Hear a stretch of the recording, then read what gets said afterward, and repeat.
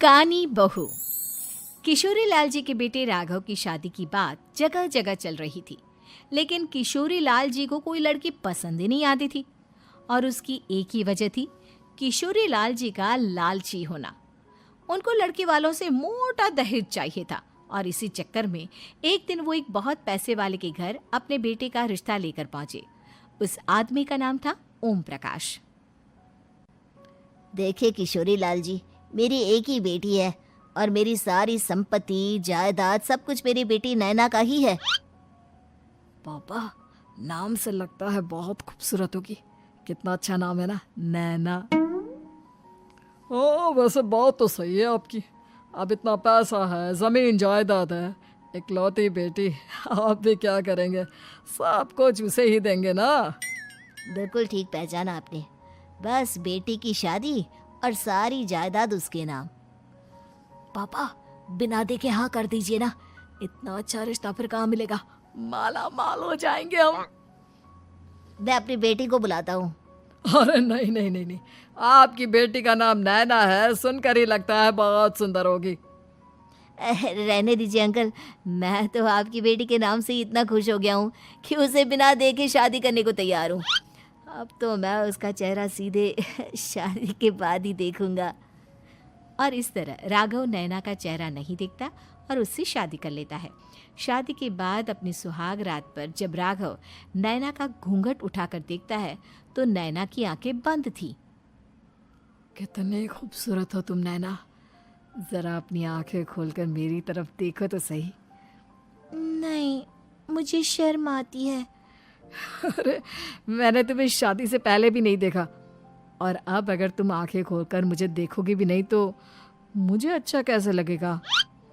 इससे पहले कि नैना अपनी आंखें खोलकर राघव की तरफ देखती, अचानक से लाइट चली गई और राघव नैना को पूरी तरह से देख भी नहीं पाया।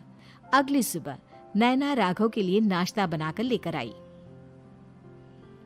अरे ये क्या, आधा पराठा सेका हुआ है और आधा बिल्कुल कच्चा। ये तुमने क्या किया नैना? बहू, तुमने क्या आधा पराठा तवे से नीचे लटका कर रखा था, जो आधा सेका है और आधा कच्चा? मुझे जितना दिखेगा उतना ही तो सीखूंगी ना पापा जी। जहाँ जहाँ मुझे नजर आ रहा था वहाँ मैंने सीख लिया, जहाँ जहाँ नहीं दिखा वहाँ कच्चा रह गया होगा। इसका क्या मतलब है? ये कैसा मजाक कर रही है तुम? अरे बहू, तुमने इतना लंबा घूंघट क्यों लगाया हुआ है? देखो, हमारे घर में बहुओं को बेटी की तरह रखा जाता है, और फिर तुम तो इतना सारा माल लेकर आई हो। देखो, ये घूंघट डालकर रखने की कोई ज़रूरत नहीं है। हाँ नैना, पापा जी ठीक कह रहे हैं, तुम तो आराम से रहो, अपना ही घर समझो। नैना अचानक से अपना घूंघट उठा लेती है। अरे ये क्या पापा, नैना की तो एक आंख फूटी हुई है। नाम से नैना, लेकिन ये तो कानी बहू निकली। मेरे साथ धोखा हुआ है, धोखा। बिना दिखाए अपनी कानी लड़की मेरे संग ब्याह दी। मुझे कानी बीवी नहीं चाहिए। मुझे अभी ओम प्रकाश जी से बात करनी पड़ेगी। आखिर उन्होंने मेरे साथ ऐसा किया क्यों? अरे, आप लोगों ने ही तो पापा से कहा था कि आप लोग शादी से पहले मुझे देखना नहीं चाहते। अब मेरे पापा पर क्यों इल्जाम लगा रहे हैं? अरे लेकिन उन्हें बताना तो चाहिए था ना कि तुम कानी हो, एक आंख से तुम्हें दिखाई नहीं देता।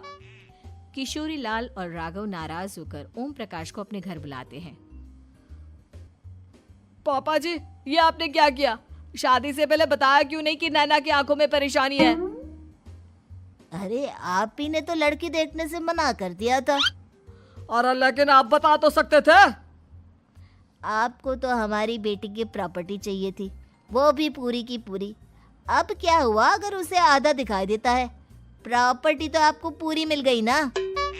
अरे ये क्या बात हुई? मेरी शादी प्रॉपर्टी से नहीं, आपकी बेटी से हुई है। अब ये तो पहले सोचना चाहिए था, तब तो मेरी प्रॉपर्टी देखकर तुम्हारी जुबान लप लपा रही थी। लेकिन मैं कानी लड़की को अपनी बीवी बनाकर नहीं रख सकता। पापा, कुछ करिए ना आप। हाँ, करता हूँ।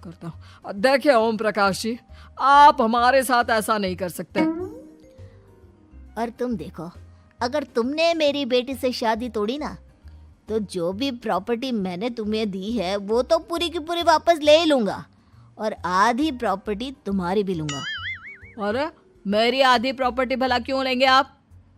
इसलिए क्योंकि मेरी बेटी को आधा नजर आता है और उसकी नज़र अभी तक तुम्हारी आधी जायदाद पर ही पड़ी है। अब तुम उसे घर से निकालोगे तो कुछ तो लेकर जाएगी ना। और अगर हम आपकी बेटी को अपने घर की बहू बना कर रखे तो? तो तुम्हारी पूरी प्रॉपर्टी तुम्हारी ही रहेगी, और जो मैंने तुम्हें दिया है ना, उसमें से बस मैं आधा लेकर जाऊंगा। अरे लेकिन अब आप अपनी दी हुई प्रॉपर्टी में से आधी वापस क्यों लेकर जाएंगे? अगर मैं आपकी बेटी को अपनी पत्नी बनाकर रखने को तैयार हूं तो? इसलिए ताकि भविष्य में अगर तुम मेरी बेटी को धोखा दो तो उसके पास कुछ तो रहे जो पति का हो।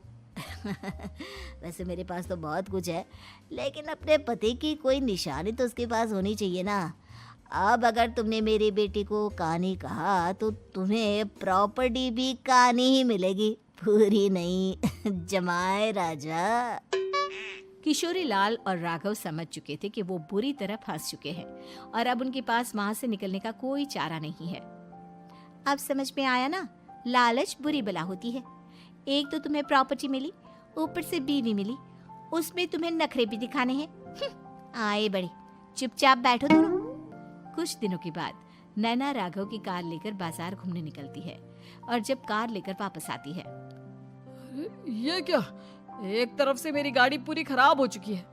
लगता है तुमने मेरी गाड़ी को किसी दूसरी गाड़ी के साथ एक्सीडेंट किया है। अरे अरे कितना बड़ा नुकसान कर दिया तुमने बहू। वो क्या है ना पापा जी, मुझे एक आंख से दिखाई नहीं दे रहा था, सामने से गाड़ी आ रही थी। मुझे तो सिर्फ आधा ही दिखाई दिया और वो गाड़ी मेरी कार से रगड़ते हुए निकल गई। अब मैं क्या करूं बताओ?